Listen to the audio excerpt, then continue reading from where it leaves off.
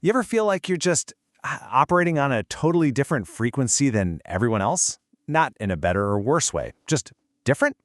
Well, today we're going to dig into that exact feeling, and it turns out there's a biological reason for it. Yeah, that feeling. It's like you're separated by this thin, invisible barrier, right? It's so common, but man, it is hard to put into words. You're the outsider looking in, even when it's your own life you're watching. But here's the thing, what if this isn't just some weird personality quirk? Something you're supposed to get over? What if it's actually hardwired into how your brain works? That's exactly what we're going to explore. All right, so let's get into it.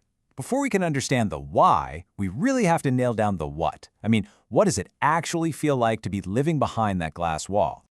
Okay, first off, it's this almost overwhelming sense of awareness. You're that person, right? The one who notices the tiny little inconsistencies in a story, the slight shift in someone's voice, the detail in the room that everybody else just walks past. It's like your senses are cranked up to 11 all the time. And then there's this. While everyone else seems to just accept things as they are, your brain it's on a constant loop of but why? You're always questioning social norms, pulling apart conversations, and thinking deeper about stuff most people just take for granted. It's not just that you're curious, it's literally your default setting. And emotions, oh boy. You probably feel things incredibly deeply. But here's the kicker. You don't just feel the emotion. You immediately start analyzing it. Why am I sad right now? What triggered that little burst of happiness? It's like you're studying your own feelings, which, ironically, can make you feel kind of disconnected from them. This way of seeing the world, it didn't just pop up out of nowhere. For most people, this is a pattern that goes way, way back. So let's rewind a bit and talk about childhood. Take a look at this list. Does any of it ring a bell? Were you that quiet kid in the corner of a noisy room, just taking it all in? The one who felt, kind of older than your friends? See, this wasn't you being shy. Nope. This was the first hint that your brain was already hard at work analyzing the world, not just living in it. Okay, so what is going on up there? What's happening inside the brain that creates this whole experience? It's time to look under the hood at the brain's operating system. So this brings us to the core idea here, the observer mindset. It's basically this state of dual processing. You're both the actor in the movie of your life, and you're also the narrator of the documentary about it at the same time. You're not just in the meeting, you're also analyzing the group dynamics, your own performance, and everyone else's reactions, all in real time. And this is where you can really see the split. A typical brain, it processes a conversation, files it away, and moves on. The observer brain? Oh no.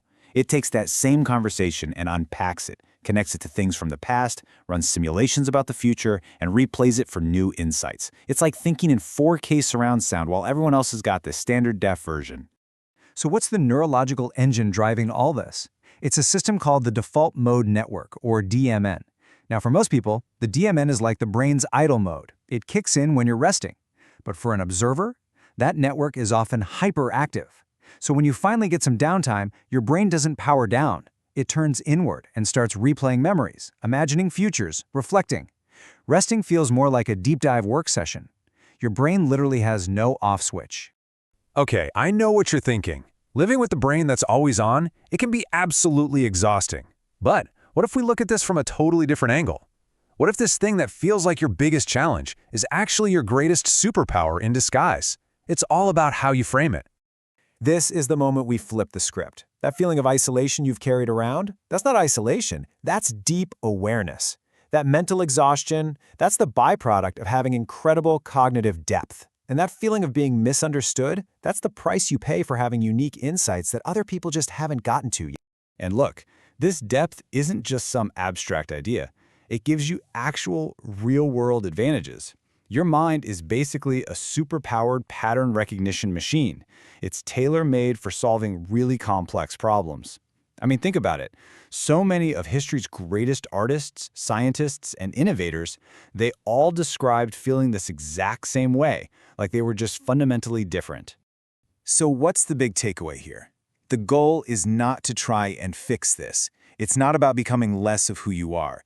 The whole point is to finally understand how you're wired and then start building a life that actually works with it, not against it.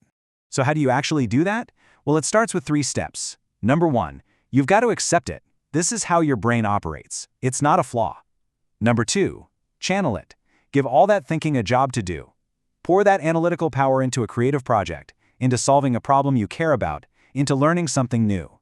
And number 3, and this one is so important, stop trying to shrink yourself to fit into spaces that are too small for you.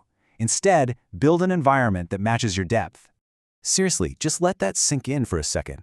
All those years you might have spent thinking something was wrong with you, what if nothing was wrong at all? What if the problem was just that the container was too small for everything you carry inside? So, feeling different? It's not a bug, it's a feature. It's a sign of a deep, complex mind. And that leaves us with just one question. Now that you understand this isn't a flaw but a powerful tool, what are you going to do with it?